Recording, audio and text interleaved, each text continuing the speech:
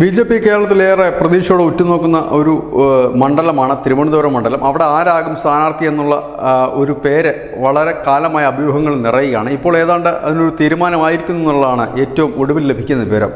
തിരുവനന്തപുരത്ത് സ്ഥാനാർത്ഥിയായി വരുന്നത് തിരുവിതാംകൂർ രാജകൊട്ടാരത്തിലെ രാജവംശമായ ആദിത്യ വർമ്മ തന്നെയാണ്. അദ്ദേഹം ഇപ്പോൾ നിലവിൽ അദ്ദേഹത്തിന് രാജാവിൻ്റെ അധികാരങ്ങളൊന്നും തന്നെയില്ല. അദ്ദേഹത്തെയാണ് ഇപ്പോൾ സ്ഥാനാർത്ഥിയായി പരിഗണിക്കുന്നതെന്നാണ് അവസാനമായി ലഭിക്കുന്ന സൂചന. കുറച്ച് നാൾക്ക് മുമ്പ് RSS മേധാവി മോഹൻ ഭഗവത് തന്നെ പത്മനാഭസ്വാമി ക്ഷേത്രത്തിൽ വരികയും ആദിത്യവർമ്മയെ കൂടിക്കാഴ്ച നടത്തുകയും ചെയ്തിരുന്നു. ആ ഒരു അവസരത്തിൽ ഇത്തരമൊരു ആവശ്യം മുൻപോട്ട് വെച്ചതായിട്ടാണ് വിവരം. ഒപ്പം തന്നെ കേരള ഹൗസ് വിൽപ്പനയ്ക്കായി പിണറായി സർക്കാർ വെച്ചപ്പോൾ അതിനെ തടയിട്ടതും കേന്ദ്രത്തിൻ്റെ ഒരു നീക്കമായിരുന്നു.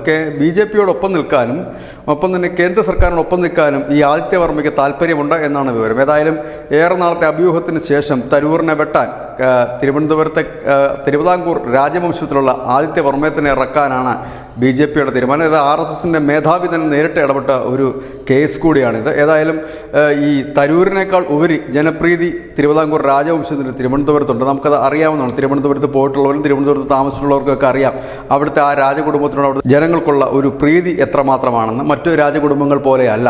ഏതായാലും ഈ വാർത്തയ്ക്ക് താഴെ വന്ന് കമൻറ്റ് ചെയ്യുന്ന സുഡാപ്പികളോട് അറിയാൻ തിരുവിതാംകൂർ രാജവംശം ജനങ്ങളുടെ ഹൃദയത്തിലാണ്. അവർ CPM ആയാലും കോൺഗ്രസ് ആയാലും BJP ആയാലും. News desk news India Malayalam.